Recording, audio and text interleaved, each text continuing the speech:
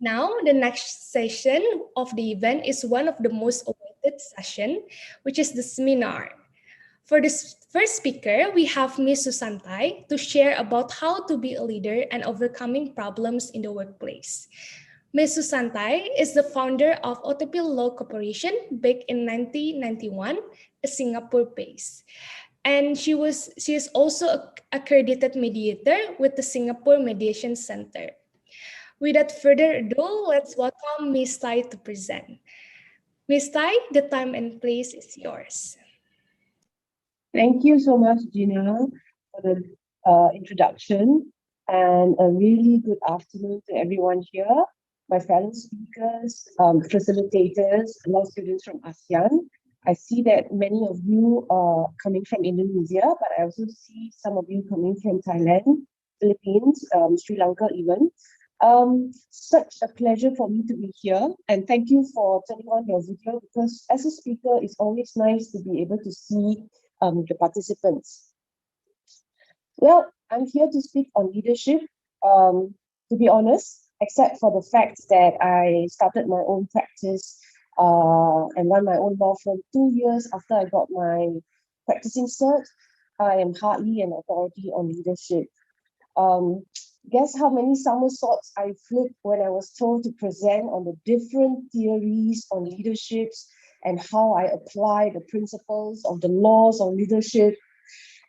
Sorry, I'm afraid you will have to Google all that if you want to understand these theories, because I don't. But let me tell you what I hope you will gain from my presentation. I want to share with you my own thoughts on leadership, in particular the types that were running my small law firm, the traits that I seem to come back to again and again to help me see through what is a roller coaster ride for the past 30 years. Yes, that's how long I've been running my firm. And sometimes I do feel like I'm still roller coasting. I will share some insights into starting your own firm, your own law firm, and why professional services business, like a law business, can be a highly complex but mom and pop setup. Then there is the kind of leadership which I think might be required for the next 5 to 10 years. Personally, what we look for in our future leaders and how we train. Now, I want to have a quick pro quo with you for being here and sharing my thoughts. I would also like in return for you to share so that I can gain some insights from you as the next generation on your own expectation, okay, of the firm that you will join, the kind of leadership that will make you stay on with the firm, and the growth path that you want to see for yourself. Do you eventually want to run a law firm? Do you want to set up on your own? Why? Why not? Okay, so I really hope you can do this for me. This is a wonderful opportunity for me to meet so many of you and to hear from so many of you. And we can do this in two ways. One at a Q&A, and then at the end, when I flash my last slide, it has a QR code. Please scan it, and there are a series of questions, very short questions. And if you can, submit your written reply. And so now I will start. Okay, and let me start with a short background of my own journey as the boss of my own law firm. When I was 12, I told my mom that by the time I hit 28 years old, I want to run my own business. That was after I told her when I was 6 that when I enter university, I will leave home. She's not too pleased with that, but to this day, I have to say, and I will never forget, that my mother was the true supporter of me when I decided to venture out on my own. Now, at 26 years old, 2 years after practice, and 2 years earlier than the 28. That was in 1991. If you were born in that year, you will be 30 by now, and this is as good a time as any to start something on your own. But I have to say this, okay? There is never a bad time to start something on your own. Okay, so you can start anytime. And if you look at my profile, at 50 years old, I started a new business. But I'll come to that later. Anyway, 1991, I turned 26, and then suddenly I was impatient. I asked myself, why wait another 2 years? Just do it already. I barged into my boss's room. Um, he was my very first boss, and also my pupil master. I told him, hey, I'm ready to be a partner. He said many things, but today all I can remember was, no, you're not ready. So I tendered my resignation. After that, I spent quite a lot of time speaking with people about setting up my own law firm.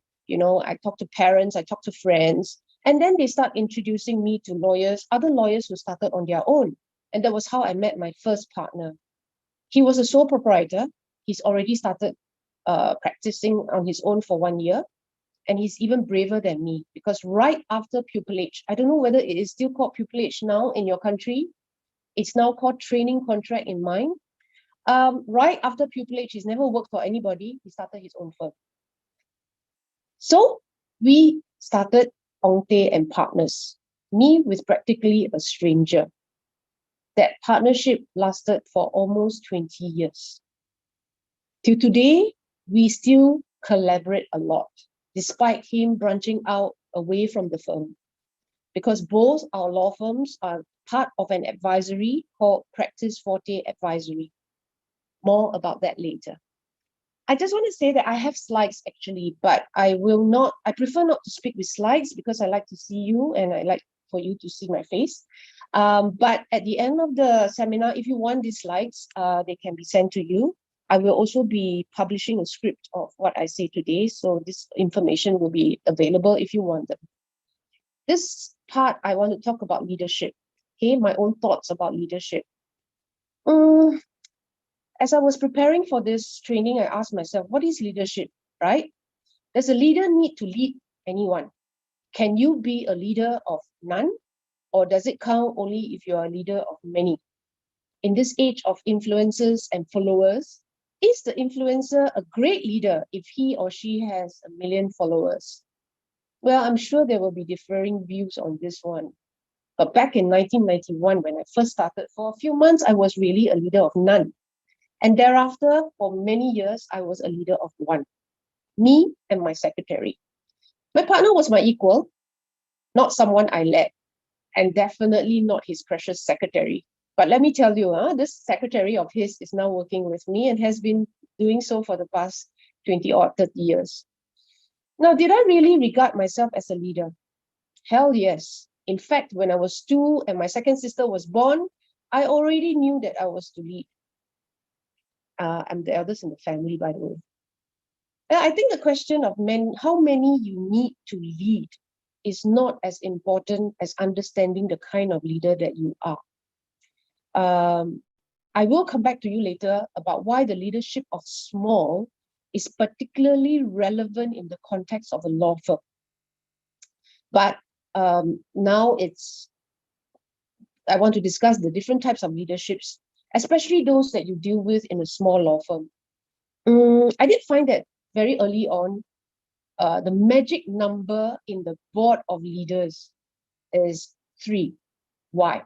So that there will always be a majority vote and there is no sitting on the fence allowed. So things will move, there will always be a decision. I think it was only for a very short period of time, maybe a year, 2, at maximum 3, when OTP had 2 partners or 2 directors. We were 3 for most of the 30 years. And in those 30 years of running the firm, I was partner or co-director with maybe 3 others.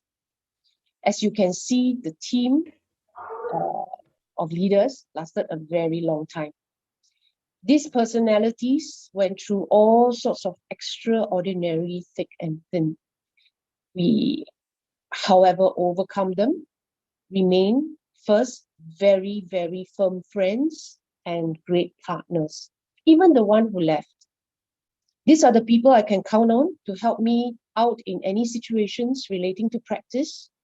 And as the saying goes, they have my back. And I don't ever take this for granted. Anyway, what are our types? So let me pigeonhole for ease of reference. 3 of us currently at OTP Law Corp, we are the following 3 types. We have the visionary, we have the executioner, and then we have the encyclopedia. This is a beautiful combo for us So we have a visionary who can see into the future, detect trends, spot weaknesses. She's wise and crazy. She's imaginative yet careful. And she calls herself the director of coffee. Now, nobody else I know in the law firm, in the Singapore law firm, has a director of coffee as a managing director. And then we have the encyclopedia who knows it all. He is also the most senior of us. Actually, he comes from the same cohort as our director of coffee. So he is very clever. He does not suffer fools, was an ASEAN scholar. He is stern yet soft, and everybody's go-to when they need to find an answer. Now, this is especially important for a law firm as it is an essential quality of a highly skilled and effective lawyer.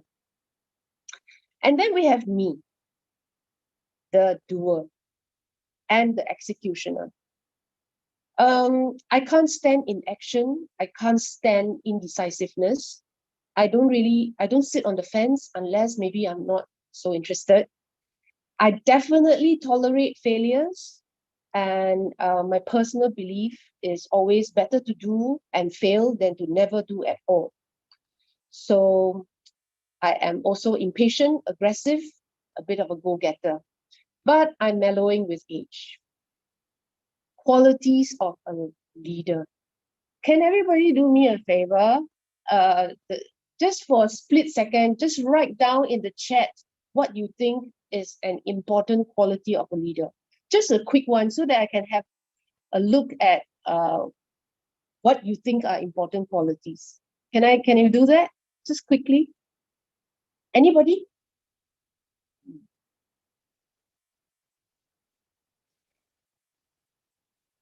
Please keep it coming. I'm very, very interested. I will take a picture as well. Very good. Yeah.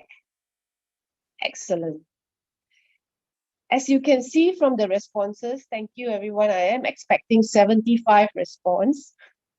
Since there are 75 of you here now, you will see that a great leader should possess many, many great traits. And I agree with all of you. And as I'm looking at the chat, because I have a few screens here, that's why I'm not really looking at the camera.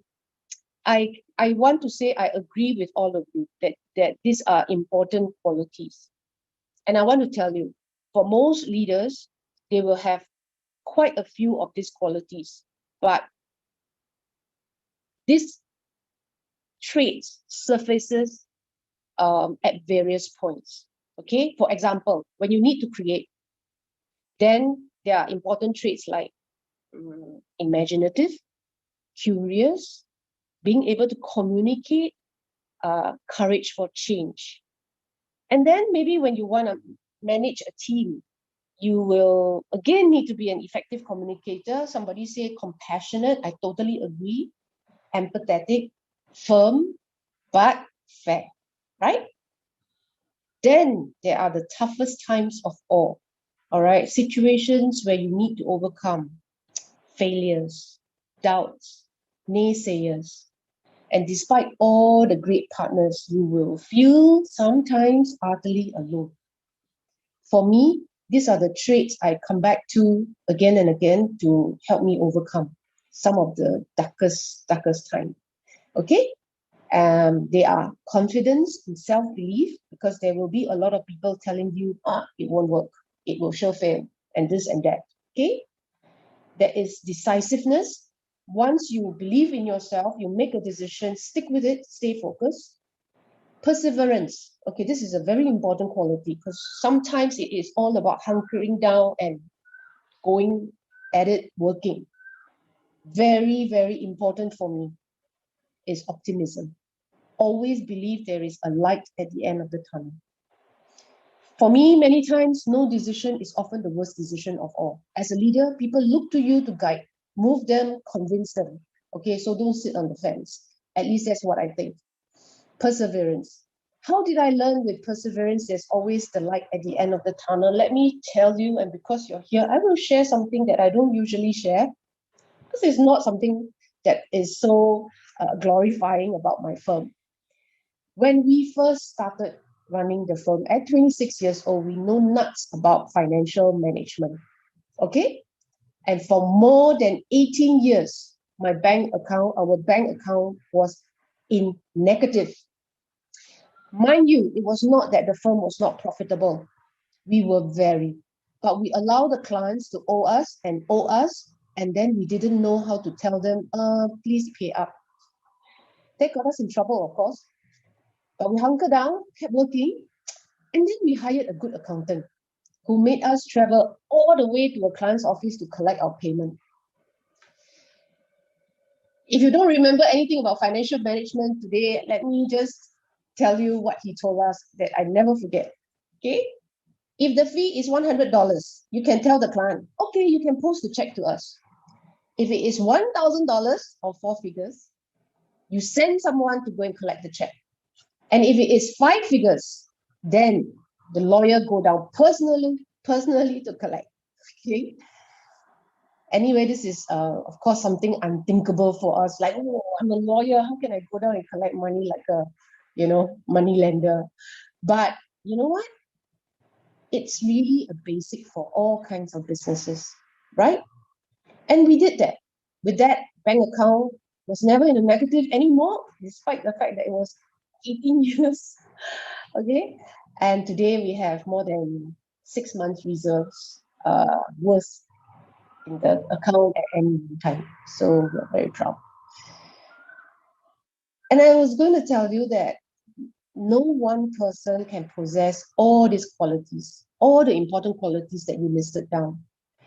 But what a good leader must recognize is that because some of these strengths are quite absent in yourself, then you must find that fit with the others who possess the strengths that you don't have. I think I'm an executioner and a doer, all right? I spend a lot of my time doing things. To be honest, I think I don't think enough. So I don't call myself a visionary. I team up with a visionary and we get very, very far. Okay, because she is who she is, I am who I am, right? I execute her vision. And then we have Mr. Knowledge, Mr. Know It All, right? Who's always there to lend a lot of credibility to the firm and to find answers for us. And on top of that, of course, I don't possess some of the qualities I have now. So even as you didn't come packaged a certain way, know that some days you can acquire these qualities. Example for me, patience, empathy. I was a very arrogant young boss. All right. My staff left me. But I think with years of learning, both from the people whom I work with and people who work for us, okay, I have learned it from experience and acquire these qualities from wisdom. And like many young people, I was often unsure when I first started practice. The wonderful thing about wisdom is that eventually you will, and anybody who wants it will acquire it. If you have the humility to always want to learn, the curiosity and courage to always want to try, wisdom will be there for you to acquire. Can I trouble someone to just share screen a bit on the fourth slide? I think it's Nasha, is it? Yes, Miss Susan. So this is already on the Okay, fourth thank slide. you. Yeah. Thank you. Okay, yeah. This is the slide about starting your own firm. I want to actually, if I have time, I know my whole presentation might run over time, but I wanted to leave a big part of this to the Q&A and answer very specific questions. If you are thinking of starting your own firm, because you are here on a leadership presentation, so I'm sure a lot of you are already thinking or are leaders in your own right, then ask me specific questions. But at this segment, I want to just address briefly some of the standard questions people have when they are starting their own firm. Okay, but I want to talk a bit more about it in the Singapore context because this is where I am, so I only know the rules here. Okay, I'm not sure how many of you understand business and when you start a business, what are the considerations you should want to think about? But many times you start with barriers to entry. Okay, what are barriers to entry? I think they are like bars for there to see whether a business is easy to get in or to start or not. And I can tell you for law, it is very, very hard. For one, you need to be a practicing lawyer in Singapore to own a law firm. In 2015, the laws in Singapore changed a bit to allow a long-term employee to own shares in the firm, but not a majority stake. In fact, not a very big stake.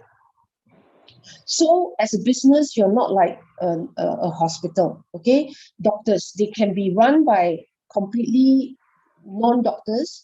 They have money pumped in. They have a listed company manage the whole outfit.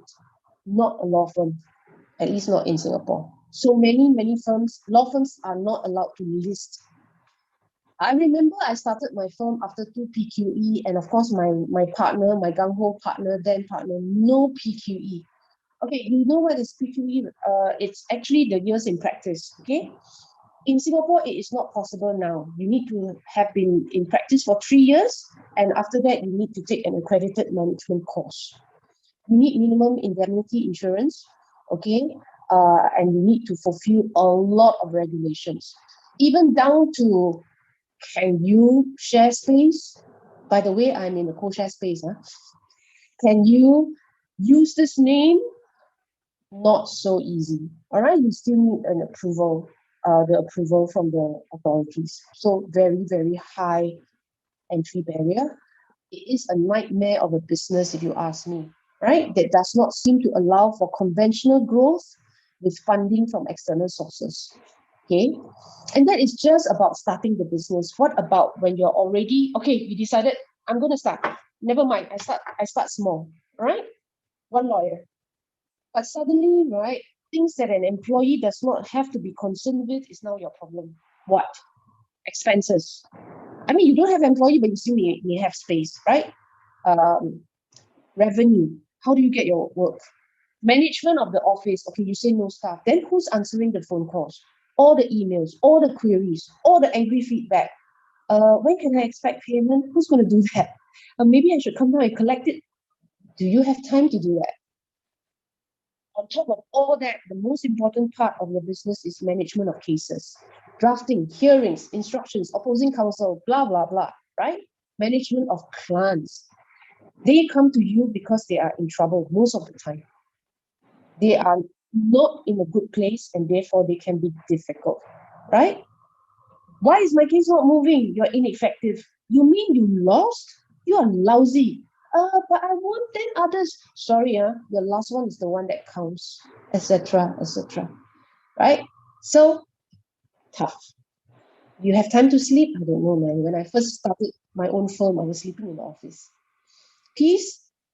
I can tell you, I'm waiting for retirement to seek peace. Okay? So the big question, why? Why in the world for? Why do we want to start our own law firm? Alas, I can only speak for myself. I did it because when I was 12 years old, I told my mother I would. If you ask me, have you thought about quitting? Maybe never for the first 18 years. Then maybe only once a week in the last 5 years. And now, maybe twice a day. I forgot to mention that I wanted to retire at 55. So guess how old I am now this year. But this is the truth. There was never a day I would look back and regret starting my own practice. Never a day when I thought I would rather work for someone else.